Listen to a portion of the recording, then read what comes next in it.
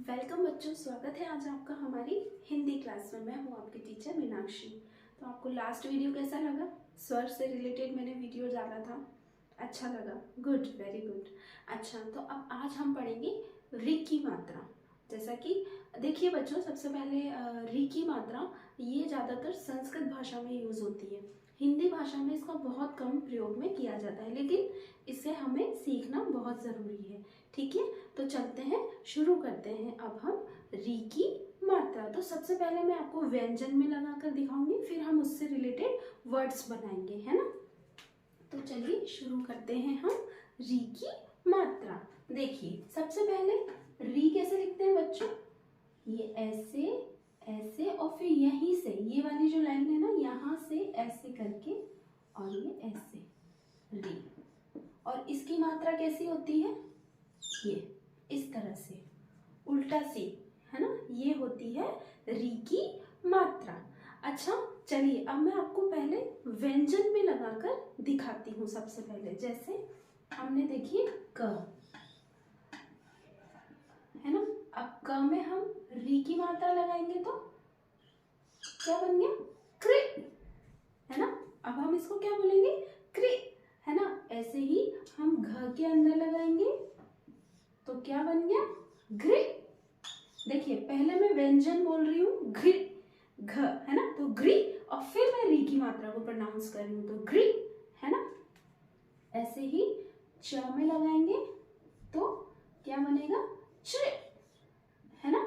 इस तरह से हम व्यंजनों में मात्रा लगाते हैं। चलिए, और सबसे पहले एक और इम्पोर्टेंट बात बच्चों, ह से हल। ह से हल में हम मात्रा कहाँ लगाएंगे? री की मात्रा कहाँ लगाएंगे? यहाँ पर? नो, ये तो बिल्कुल गलत है।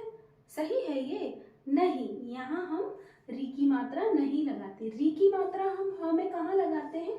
ये जो लाइन होती है ना, जैसे हम यहाँ से ये ह बनाते हैं तो यहाँ हम लगाते हैं ऐसे री की मात्रा। सारे व्यंजनों में ऐसे ही लगती है, सिर्फ ह में री की मात्रा को यहाँ पर लगाया जाता है।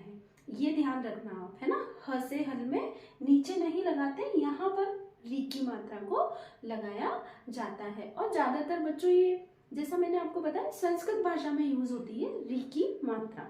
तो चलिए अब मैं आपको वर्ड्स बनाना सिखाती हूँ, उससे शब्द बनाना री की मात्रा से।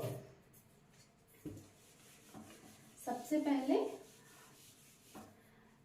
नृप, नृप, देखिए न और ये प।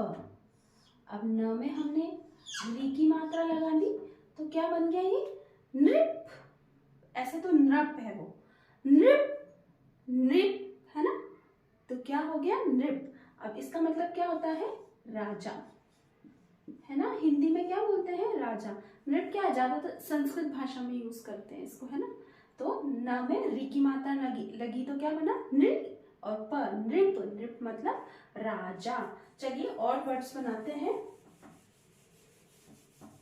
मृग, मृग मतलब हिरण। देखिए मैं यहाँ पर वर्ड्स लिखती हूँ। सबसे पहले ये म और ये री की मात्रा और ये ग, मृग, है ना। देखिए सबसे पहले तो मैंने व्यंजन का आवाज आ रहा है, म और ग, है ना, तो मग। अब म में री की मात्रा लगी तो मृग, मृग, है ना। और वर्ड्स बनाते हैं, जैसे मैं बनाती हूँ घृत, घ में री की मात्रा और ये त, घृत, घृत मतलब घ में री की मात्रा, घृत, घृत मतलब घी, है ना। हम लोग घी यूज में लेते हैं ना, हम चपाती में, पराठों में, सब में हम लोग ज्यादातर घी यूज करते हैं, है ना। तो इसका मतलब होता है घी। और नृप, नृप मैंने आपको बता दिया, नृप मतलब राजा, है ना। नृप मतलब राजा। अब मैं ह से रिलेटेड भी आपको एक वर्ड बताती हूँ। देखिए ह, अब देखिए ह में मात्रा यहाँ नहीं लगती, मैंने आपको बताया जैसा कि ह में हम यहाँ पर मात्रा इस तरह से, ये इस तरह से यहाँ पर हृदय, हृदय, हृदय मतलब दिल, हमारा दिल, है ना। हृदय मतलब दिल, है ना। चलिए और वर्ड्स बनाते हैं, जैसे कृषि,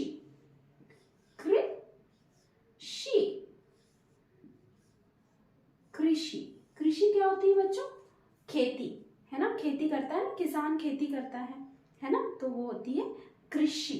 कृषि, श से षटकोण, उसमें किसकी मात्रा है, छोटी ई की, राइट।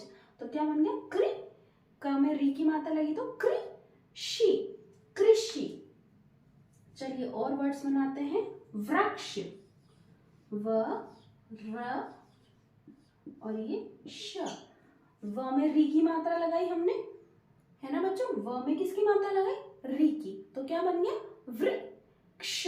वृक्ष मतलब पेड़। पेड़ हमें क्या देते हैं, ऑक्सीजन देते हैं, फ्रूट्स देते हैं, है ना, फ्लावर्स देते हैं, तो वृक्ष मतलब पेड़। तो व में हमने कहाँ मात्रा लगाई, नीचे, री, वृक्ष, तो वृक्ष। चलिए और बनाते हैं, जैसे मृग, म री की मात्रा ग, तो मृग। मृग मतलब हिरण, है ना, मृग, मृग मतलब हिरण।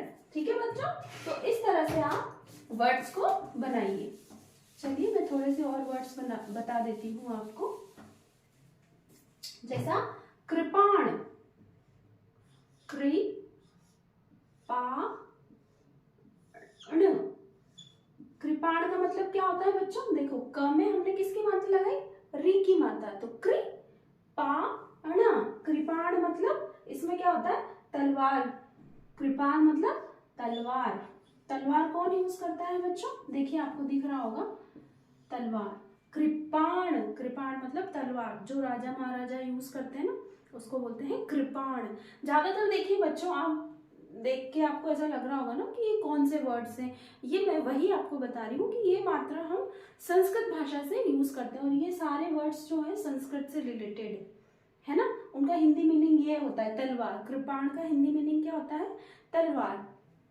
ठीक है, तो इस तरह से आप करिएगा। और मैं बताती हूँ एक नृत्य। नृत्य, नृत्य भी देखिए संस्कृत भाषा का ही शब्द है। नृत्य मतलब नाच, है ना, डांस करना, है ना, नाचना। तो नृत्य मतलब नाच, है ना, मतलब नाच, है ना। नृत्य मतलब नाचना, डांस करना, है ना, ये होता है इसका मतलब। तो ज्यादातर वर्ड्स संस्कृत भाषा के ही हैं। ठीक है बच्चों, तो इस तरह से आप घर पर भी री की मात्रा की प्रैक्टिस करिएगा और बहुत सारे वर्ड्स बनाना। ठीक है, घर पर भी।